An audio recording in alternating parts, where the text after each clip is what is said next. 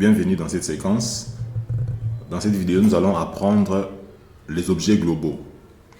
En Node.js, les objets globaux sont des objets accessibles depuis n'importe quel fichier ou module, sans avoir besoin de l'importer. Ils sont directement disponibles dans l'environnement d'exécution. Et dans cette vidéo, nous allons voir les principaux objets globaux en Node.js. Parmi ces objets, on va commencer avec l'objet global. L'objet global, il est similaire à Windows, à l'objet Windows. Window, dans les navigateurs. Et dans notre cas, on fera global, point, donc global, je fasse divis, global, point, je déclare une variable, myvar, en majuscule, myvar, est égal à hello, point virgule. Et pour afficher les résultats, on va appeler un objet console.log. Console.log, je vais appeler myvar. Très bien, j'enregistre. Je viens ici dans les terminaux, j'ai fait node index.js. Ça m'affiche hello. Voilà l'utilité de l'objet global. C'est similaire à l'objet window. Et le deuxième objet, c'est l'objet console. Malgré nous l'avons déjà vu, ça nous permet en réalité d'afficher des messages dans la console, comme nous venons de le faire. Maintenant, je vais vous montrer trois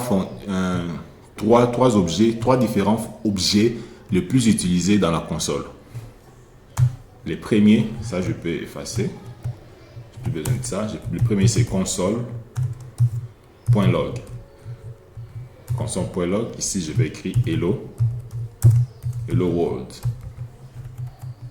Voilà. Le deuxième c'est console.error. Ici j'écris erreur. Le dernier, c'est console.warn. Ici je mets attention. Voilà. On va exécuter. Je fais node.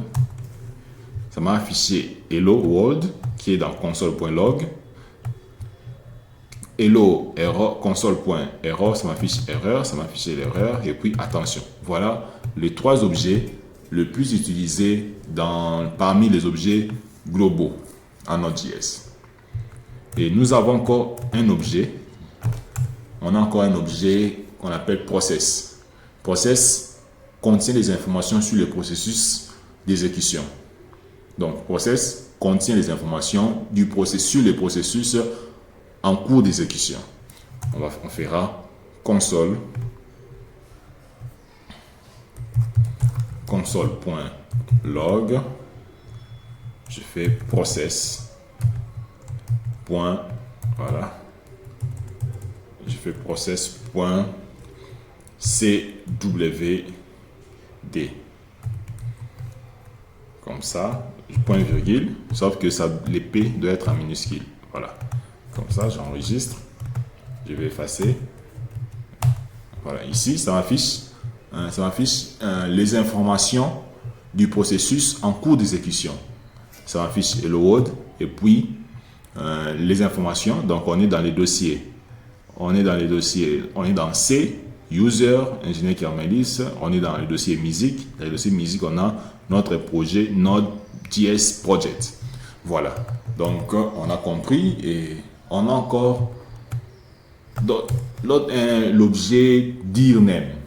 L'objet dirname, ça nous retourne les chemins absolus du dossier où se trouvent les fichiers en cours. On fera console.log underscore, je fais dire name. Comme ça, j'enregistre, je vais vider d'abord. Voilà. Ici, ça m'a affiché, je peux effacer ça. Ici, ça m'a affiché les chemins du dossier qu'on est en train d'utiliser. Donc, les chemins du dossier en cours d'exécution. on utilise la fonction, l'objet dirname. Nous avons encore un objet qu'on appelle filename. Filename, ça retourne le chemin absolu du fichier en cours. Par exemple, ici, je fais ça, je mets underscore file name. Comme ça, je lance.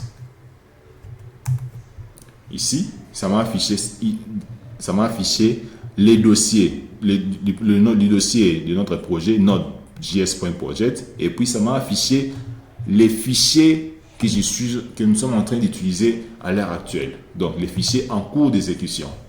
La fonction filename, voilà ça son utilité. On a encore deux fonctions, c'est très capital en Node.js, même en JavaScript. C'est l'objet setTimeout et setInterval. Donc, ces deux objets, le premier, setTimeout, je peux l'écrire, setTimeout. Cet objet exécute une fonction après un délai donné. Cet objet. Et le deuxième, setInterval. Cet intervalle exécute une fonction de manière répétée à un intervalle donné. Par exemple, on commence avec setTimeout.